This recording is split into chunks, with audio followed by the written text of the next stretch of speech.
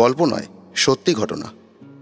যার মুখে আমার এই গল্প শোনা, তাদের পরিবার কাজ উপলক্ষে পূর্ব আফ্রিকার নাইরোবি শহরে অনেকদিন ধরেই বাস করছিলেন। ওদের দেশের নানান গল্প সেদিন আমি বন্ধুর মুখে বসে শুনছিলাম।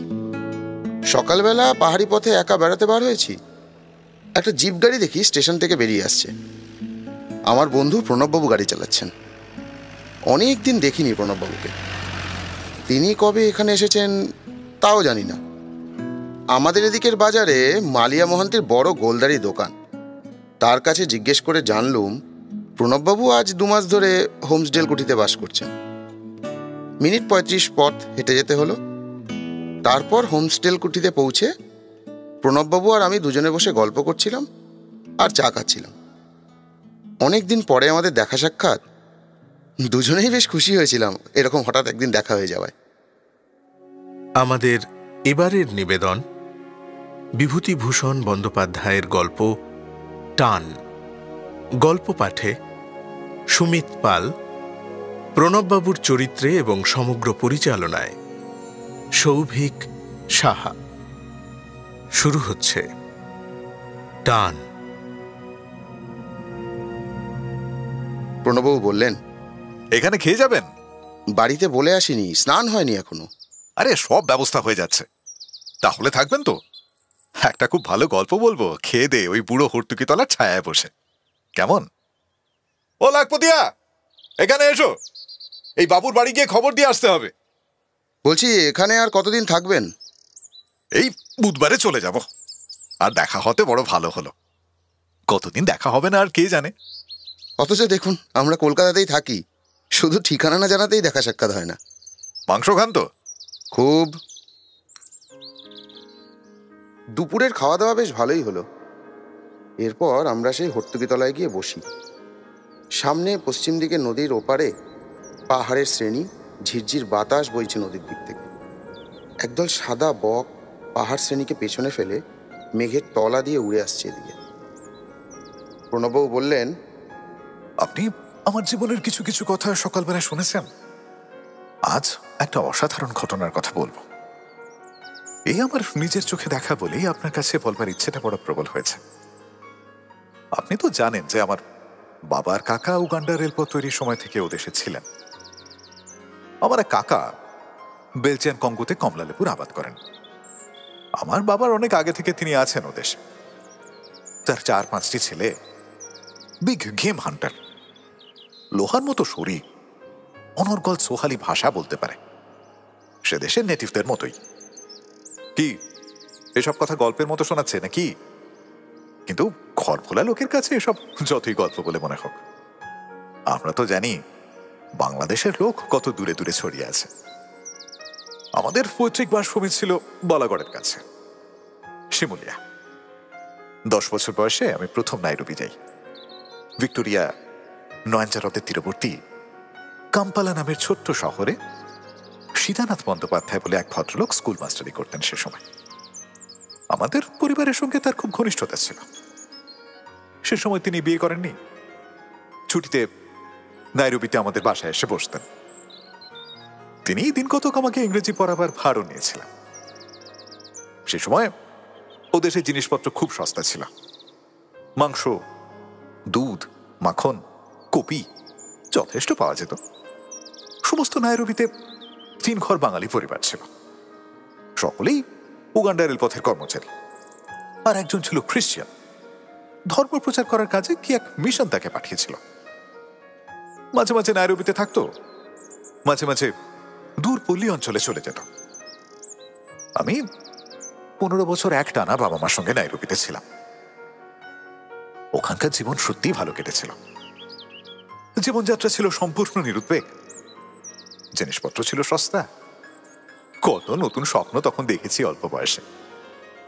আমার এক খুড়তুতো ভাই অতুল, সে এসে বেলজিয়ান কঙ্গোর জীবনের একটা অপূর্ব ছবি আমার চোখের সামনে ধরলে। সেই আমার তরুণ বয়সে। বাবাকে বললাম, বাবা, আমি কাকার কমলালেবুর আবাদে গিয়ে কাজ করব। হাতি, সিংহ এসব শিকার করব।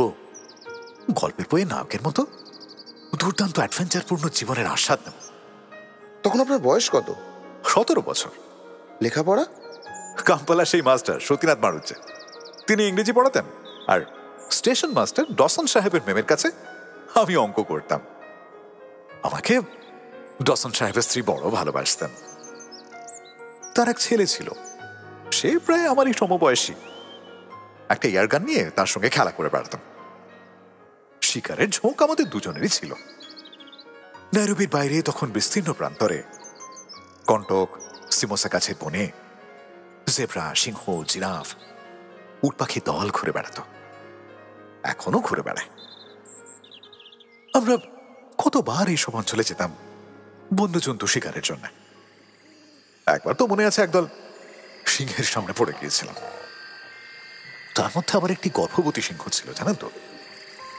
সে আমাদের প্রায় চোখের সামনে একটা ঝোপের আড়ালে 3-4টে শাবক প্রসব করেছিল। রোমাঞ্চকর অভিজ্ঞতা।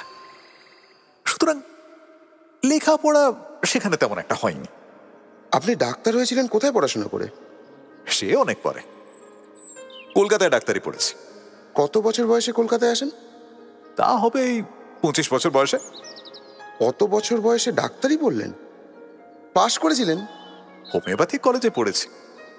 তখন তো মাত্র 3 বছরের কোর্স ছিল, তাতেই যথেষ্ট রোজগার করেছি, বা বলতে পারেন এখনো করছি। ভাগ্যটা ভালো আপনার। হ্যাঁ, আমি এখানে প্রথমে প্র্যাকটিস করি, তারপরে দার এস সালামে, তারপর মুম্বাইয়ে, ওখান থেকে তারপর বম্বে থেকে কলকাতায়। পয়সায় যা কিছু রোজগার করেছি সবই দার এস সালামে।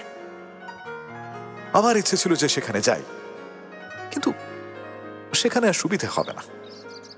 ম্যালান গভর্নমেন্টের আওতায় আর উৎসাহে যে অবস্থা সৃষ্টি হয়েছে, তাতে ভারতীয়দের সেখানে হয়তো আর সুবিধা হবে না।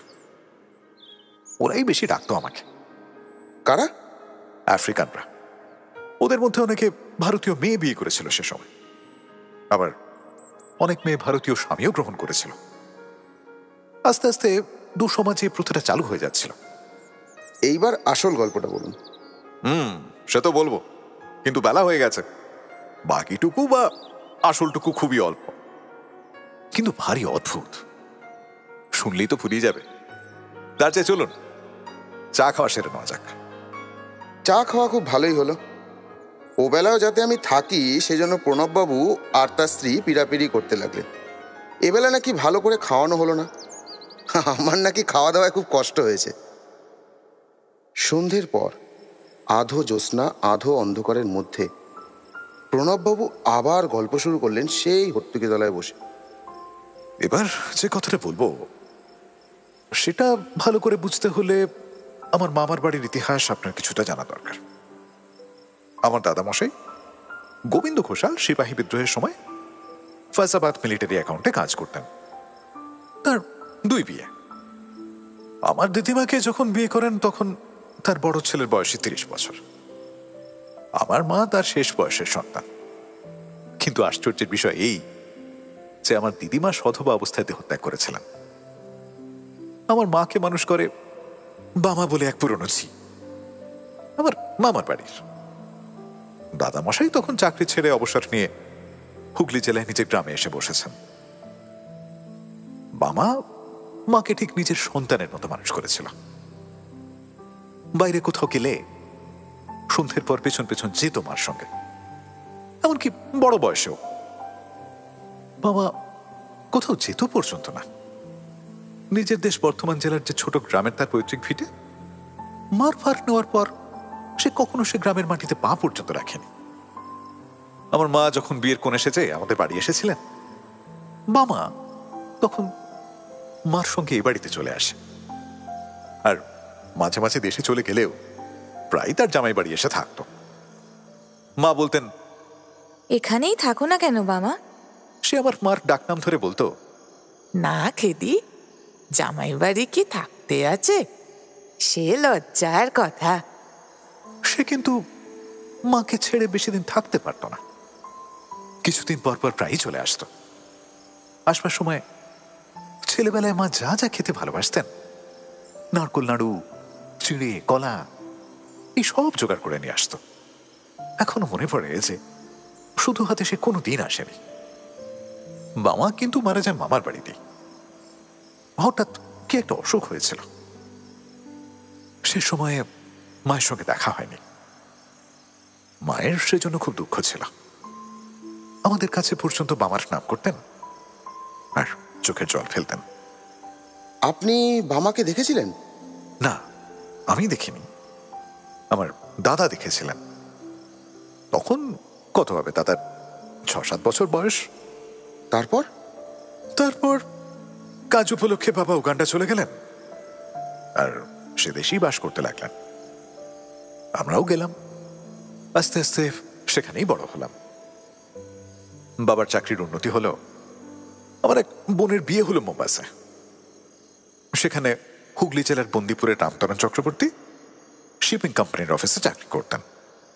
তার বড় ছেলে শিবনাথ আমার ভগ্নিপতি। পরের বছর আমার মা মারা গেলেন। আমার বোনের বিয়ের আগে থেকেই তিনি হৃদরোগে কষ্ট পাচ্ছিলেন। একদিন সন্ধ্যেবেলা আমাদের সঙ্গে গল্প করতে করতে হঠাৎ বললেন, আমার শরীরটা কেমন করছে। তারপর ঘরের মধ্যে গিয়ে বিছানায় শুয়ে পড়লেন। ডাক্তার আসবার আগেই সব শেষ। এইবার আসল কথাটা এসে গিয়েছে। মা তো মারা গেলেন সন্ধ্যের সময়। অনেক রাতে লোকজন জোগাড় হলো। সে সময়ে যে কটি বাঙালি পরিবার নাইরোবিতে থাকতো, তাদের সকলের বাড়ি থেকে মেয়েরা পুরুষেরা সে রাত্রে আমাদের বাড়িতে এলেন। সবাই প্রায় এসেছিলেন মোটামুটি খবর পেয়ে। রাত 11টার পর শ্মশানে আমরা মৃতদেহ নিয়ে গেলাম। শ্মশান নাইরোবি শহর থেকে বেশ খানিকটা দূরে। নাইরোবির বাইরে শহর থেকে প্রায় 1 ক্রোশ দূরে অপেক্ষাকৃত নিচু একটা জায়গায় নদীর ধারে শ্মশান। জায়গাটা বড় নির্জন আর ঘাসের জঙ্গলে ভরা। রাত্রে ওসব জায়গায় সিংহের ভয় ছিল খুব বেশি। সিংহের উপদ্রবে রাত্রিবেলা কেউ বড় একটা মরা নিয়ে যেতে সাহস করত না।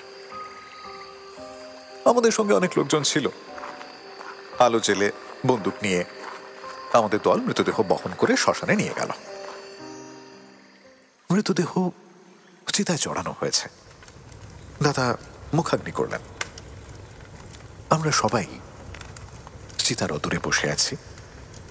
এমন সময় আমার ছোট ভাই দেবু আঙুল দেখিয়ে বললে, ওই দেখো, ও কে দাদা? আমি চেয়ে দেখলাম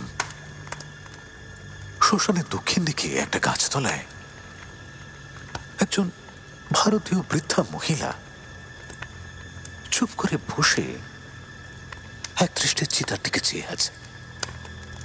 পরনে আধময়লা থান কাপড়।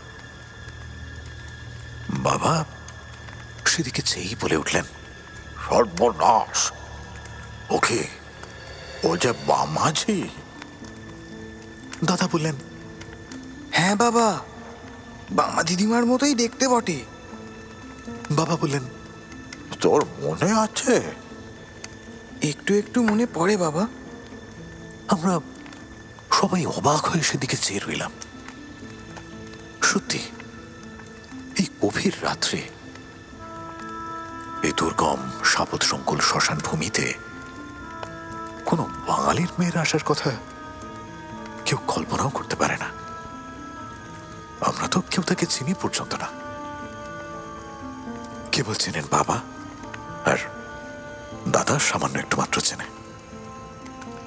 তাদের সাক্ষ্য সেদিন গভীর রাত্রে এক ভয়ের তত্ত্বের অবতারণা করলেন। কোথায় বা চিতা, কার মৃতদেহ, মৃত্যুই বা কার? গাছের নিচে বসে থাকা নারী মূর্তি আমাদের দিকে লক্ষ্য করেনি। সে সম্পূর্ণ নিষ্পৃহ, একেবারে উদাসীন ভাবে এক দৃষ্টি জ্বলন্ত চিতার দিকে চেয়ে বসেছিল। এখনো সে ছবি আমি যেন চোখের সামনে দেখতে পাচ্ছি। চিরকাল সে ছবি আমার মনের পটে আঁকা থাকবে। ভাবা যায় না হুগলি জেলার এক অখ্যাত গ্রাম থেকে মৃত্যুজয়ী স্নেহের টানে আজ ২০ বছর পরে বামাছি চলে এলো পূর্ব আফ্রিকার নাইরোবির শ্মশান ভূমিতে। বেশিক্ষণ আমরা দেখতে পাইনি। সব শুদ্ধ কোথায় মিনিট ৫-৬ হবে আমরা বামাজিকে দেখতে পেয়েছিলাম সবাই মিলে। তারপরেই মিলিয়ে গেল সেই মূর্তি। এরপর বেশি কিছু কথা তারপর আর বলিনি। দাহ কার্য শেষ করতে সকাল হয়ে গেল। নদীতে স্নান করে আমরা বাড়ি ফিরে এলাম। তখন বেলা ৭টা, ৭:৩০ বাজে। ওই নদী তীরেই আমার মার দশপিণ্ড দেওয়া হয়। এর 10 দিন পরে মন্ত্রোচ্চারণ করেছিলেন রেল অফিসের অবিনাশ গাঙ্গুলি। নাইরোবির বাঙালিদের বাড়ি মোটামুটি বিয়ে, পৈতে, ষষ্ঠী পুজো ওই অবিনাশ বাবুই করতেন। তার নামে ছিল আমাদের মধ্যে পুরুত কাকা।